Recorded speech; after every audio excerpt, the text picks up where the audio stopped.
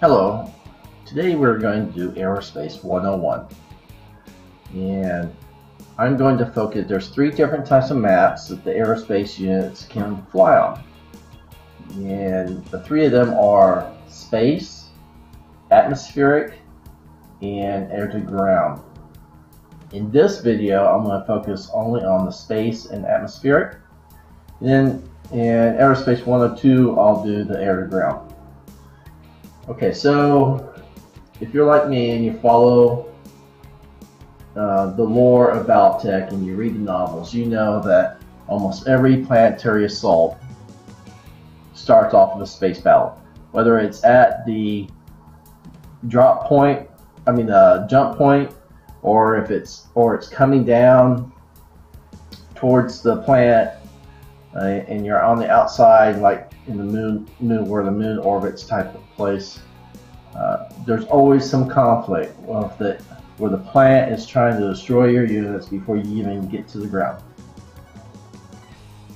So I always do a space battle, and today I'm going to do it against myself. I typically do that because the bot cannot operate warships. It has a hard time operating fighters. Eventually they'll get that corrected, but right now the makers are just focusing on the ground units and making sure that the ground part works. And then eventually they'll get the bot to figure out how to operate space vehicles. So when I invade, I either play against myself and I try to be real honest and mature about it, and sometimes I lose when I'm invading. Sometimes I lose to the defenders of the planet. It just happens. I try to be really honest. Or you can find a buddy to play with, either from your contacts, or you can go to skyrangers.net, and in the forums for Sky Guard, we play Mega Mech. And we welcome everyone. It doesn't matter if you're a Steiner fan or any faction. So it doesn't really matter. We love to play Mega Mech, and we'll play, against anyone. So here I've already loaded the two pieces. I'm just going to show you. I'm going to load up some bombs here real fast. Under configure, equipment. I'm just going to throw 18 bombs on this fighter, because simply you can bomb capital ships. So I'm going to show you the ins and outs of the bombing the capital ship, and then we're also going to talk quickly about movement in space. Alright, I'm going to set my battleship there. I'm going to put my little fighter over here. Alright, so like I said earlier, space is different when it comes to movement. Instead of acceleration or move, you have thrust. So click on thrust, and it's 1 hex. So this fighter has a maximum thrust of 2 per turn. What's great about this thrust is that it will never go away unless you change the thrust pattern. So next turn I can just hit done. Alright, I'll hit done here. See, I move 2. In my next turn, I don't even have to do anything. I can just hit done, I move another 2. Alright? Because I haven't changed the direction of the thrust.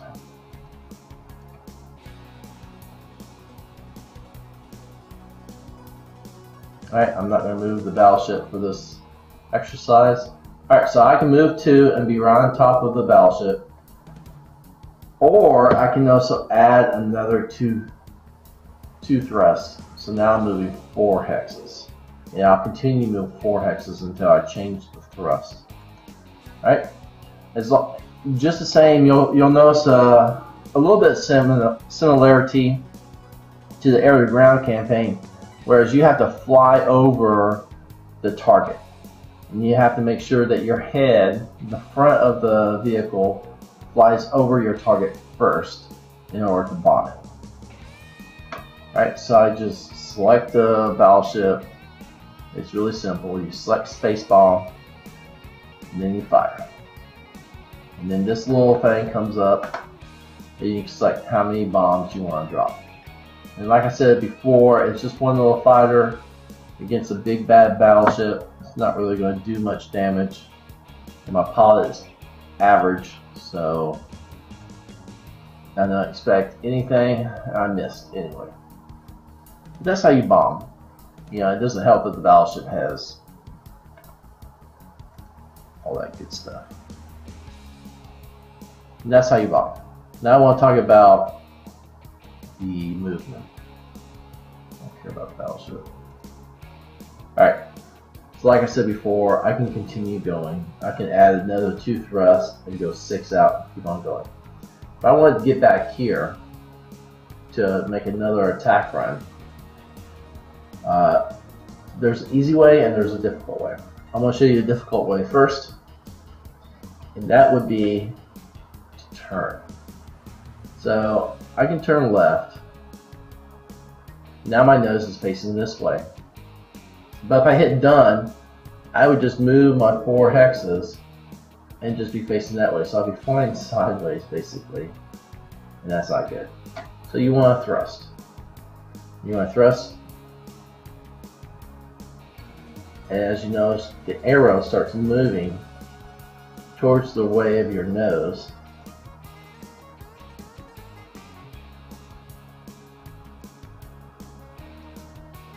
And that's all I can do. That's as much thrust as I can make. It's not there yet, so I'm still going to be sideways. I want to be closer. Alright. And then when I get here, I'll turn again, thrust some more, and maybe I'll get over there as long as this battleship doesn't move. Now the simple and easy way is yaw or end over. Yaw is where it flips like this. End over is where you go this way. You flip that way. Alright, so I'm going to yaw. Now facing the battleship. But if I hit done, I'm still going to go 4 spaces this way. So now I can thrust. And notice the arrow is going down because now I'm thrusting. My thrust is coming out that way, so I'm supposed to go in that way. So it kills the momentum of the earlier thrust. And look at that. Now I'm going to be right on top of the battleship. Those are just the basic moves of space. And you got to be very careful. If you're going to not use the flip 180 and you're going to try and make the turns. One time I took 30 turns just to get back to the battleship because I kept on screwing up. The thrust is very difficult when you're changing direction of your nose.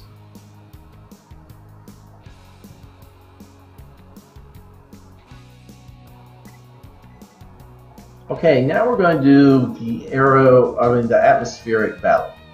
So I like to do the atmospheric battle right after the space battle. And what I do is I will not repair any of my units.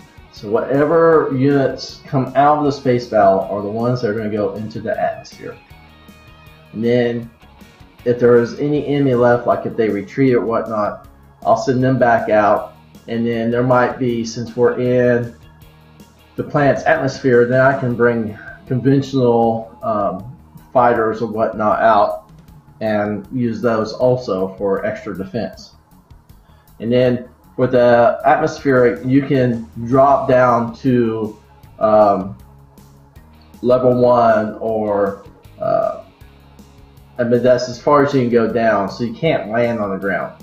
So I'll fight the battle until all my drop ships get down to the level 1, or I just went blank for some reason. The altitude 1. And then I call it either victory or defeat, depending on if I can't get any of my drop ships down there. And then what I do is then I go right into the air to ground campaign, where I start off all my remaining drop ships at the altitude 1, and then I land them. And I also have whatever remaining aerospace vehicles, fighters that I can get, and I'll land those and then I'll try to get the beachhead. Once I establish the beachhead, then I can repair any of my fighters or drop ships or whatnot. So that's how I do it. You can do it however you want, but I think that's really as realistic as a game can be when it comes to repair. I don't think it would be realistic to go straight from the space, repair your stuff, and then go into the atmosphere, repair your stuff, and then go and do a drop zone landing to take over the planet. Alright, so I've already set up the 2 fighters. Now I'm going to show in the atmosphere, because the atmosphere, the only thing I'm going to show in the atmosphere is how the movement is different than space. Then once we get into the air to ground, you're going to see the movement is completely different on air to ground. Alright, so the only thing I forgot to do, I forgot to change over to the ground to atmosphere map. And it takes a second. So that was my bad. I meant to set that up first. Alright, so you always got to make sure you're in the atmosphere, because there is different movements. Alright, I'm done.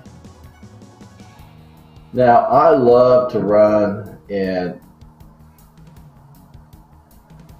this view, the isometric view, when I'm on the ground, because then you can hide your mechs and you see the levels, different levels of the heals and stuff like that.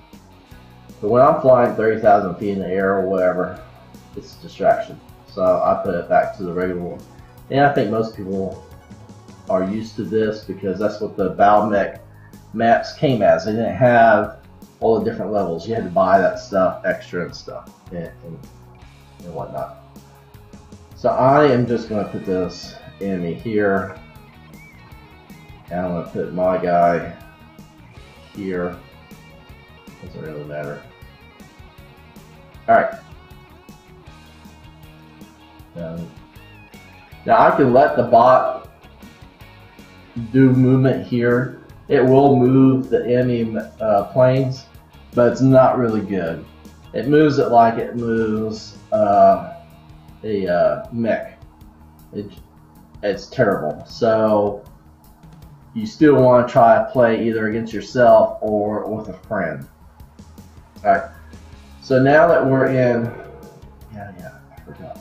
I hit the wrong button.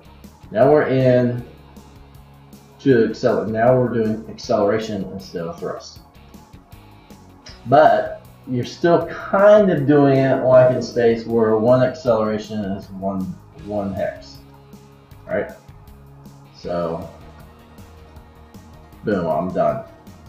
Now, see this little red shows that you're not done with all your moves completely. And when it turns green right here, that means you're completely done. This little green shows that you can turn at any time. If it was red, that means you can't turn because you're going too fast, and you have to build up a certain amount of hexes before you can turn. Alright, and I'll show it on this guy.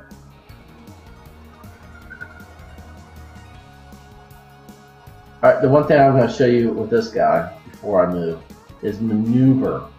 And this is something new compared to space. You didn't have this because you didn't need it, because you can fly all over the place in space. But in atmosphere and air ground, you have this thing, maneuvers. So if it's grayed out, that means you can't do it because your settings, what your plane's doing right now, doesn't match what it needs.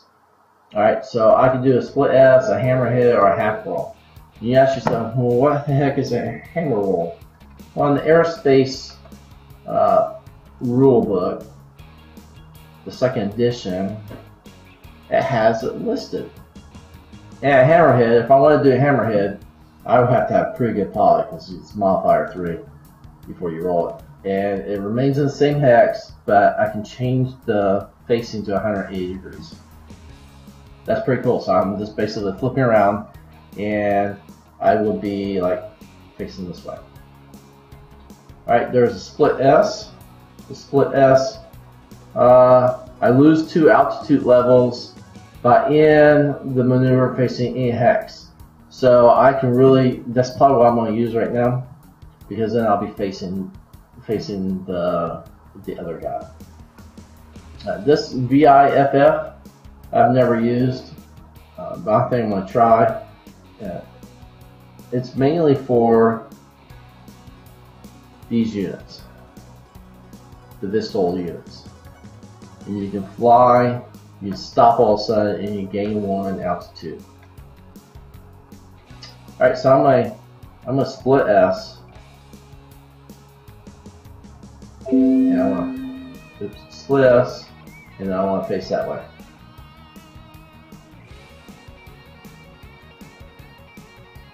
I must make a pilot skill because this is a pilot skill thing.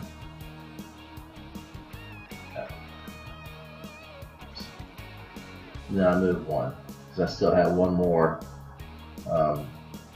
acceleration point. And I was successful. So now I'm facing him, and I can actually fire. See, my guy, I can't fire on him, but he can fire on me with all his stuff. So these maneuvers are very useful, only if you hit me. I got 2 out of the 5. Not much damage. But that's how you do the movement in atmospheric. And it's just pretty neat how they have the 3 layers for the aerospace. And I really recommend that if you're going to do a planetary invasion, that you do it this way. It just gives better control. Okay, so that's it. I hope you enjoyed it. I hope that you learned something. If I missed something, because I don't know everything either, give me a shout out, and so I'll learn, because I'm always open to learning new things. See you next time, and hopefully it'll be as good as this time, or better. I'm always trying to improve. Thanks.